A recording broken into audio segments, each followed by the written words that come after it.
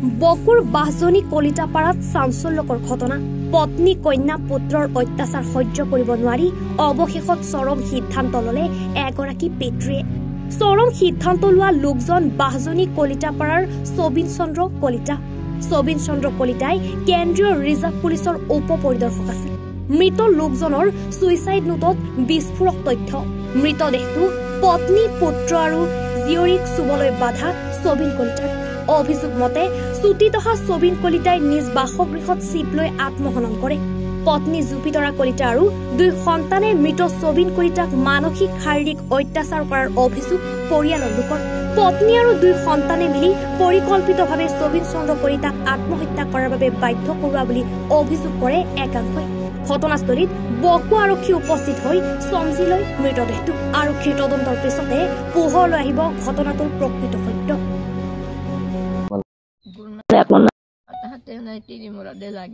লাগিলেও ভাল হয় অলপমান লাগিলে তাই ঘৰৰ পেৰি গুচি যায় জাবলা লৈ পেলাই যাই আৰু কেইদিনমান থাকি আহিয়ে মানে চোতালত থিয়া হৈ কৈছে সি সৰি পৰা মৰো এইটো ইয়াতে ফাঁচ দিম তই এইটো ঘৰত ফাঁচ দিম এনেকৈ কয় বহুতে বুজাওঁতে বাৰংতে থাকিলে এসপ্তাহ আৰু ইয়াতে আৰু 3 দিনমান আপাতো হাংতে আৰু লাগিল ভিতৰকা হল তাই আৰু তালি টপলা আপাটোক লৈ গৈছে মই ক'লো আমি বোলো বাপা ৰাতি কেইটামান বাজিছে বা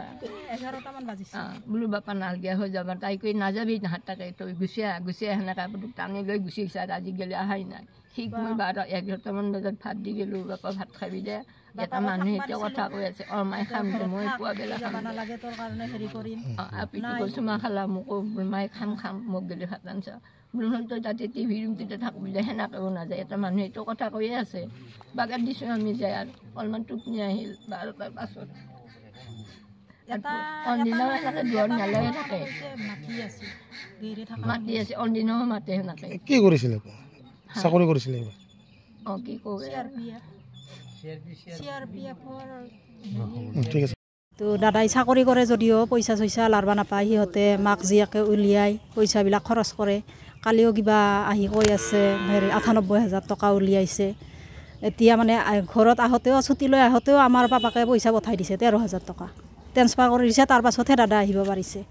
মানে এনেকুৱা কৰিছে সিহঁতে অত্যাচাৰ মাক জীয়াকে মানে মৰিবলৈ বাধ্য কৰাইছে এতিয়াও মানে হেৰি হোৱা নাই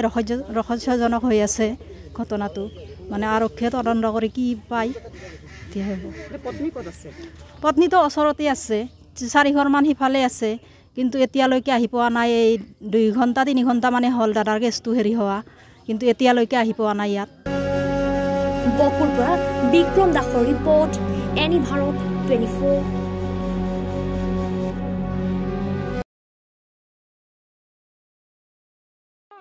ৰব আপুনি যে এটা অপৰাধ কৰিবলৈ গৈ আছে আপুনি জানেনে এই নাবালিকা গৰাকীক এতিয়াই বিয়াত বহুৱাটো যে এটা অপৰাধ আপুনি জানেনে অপৰাধ কেনেকৈ মোৰ ছোৱালী মোৰ কথা তুমি যিয়েই নোকোৱা ভূঞা 18 বছৰৰ তলৰ যিকোনো কন্যা সন্তানৰ বিয়া দিলেই আইনগতভাৱে এক দণ্ডনীয় অপৰাধ বিয়া দিয়াজন যিমান দায়ী বিয়া পতাজনো সমানে দায়ী এতিয়া তাই পঢ়া শুনা কৰাৰ বয়স খেলা ধূলা কৰাৰ বয়স তাইক খেলিবলৈ দিয়ক পঢ়িবলৈ দিয়ক আৰু চাব এদিন আপুনি তাইক লৈ গৌৰৱ অনুভৱ কৰিব পাৰিব এতিয়াই তাইক সংসাৰৰ বোজা দি তাইৰ ভৱিষ্যত জীৱনটো অন্ধকাৰ কৰাৰ অধিকাৰ তোমাৰ জানো আছে মোৰ ভুল হৈ গ'ল মাজনী মোক ক্ষমা কৰিবা শিক্ষা ল'ৰা ছোৱালী উভয়ৰে প্ৰাপ্য আৰু অধিকাৰ আপোনাৰ কন্যা সন্তানক তাইৰ এই প্ৰাপ্যৰ পৰা বঞ্চিত নকৰাব বাল্য বিবাহ ভাৰতীয় আইনৰ দ্বাৰা বিহিত এক দণ্ডনীয় অপৰাধ এনে অপৰাধ কৰি আপোনাৰ কন্যা সন্তানৰ ভৱিষ্যত অন্ধকাৰৰ মাজলৈ ঠেলি নিদিব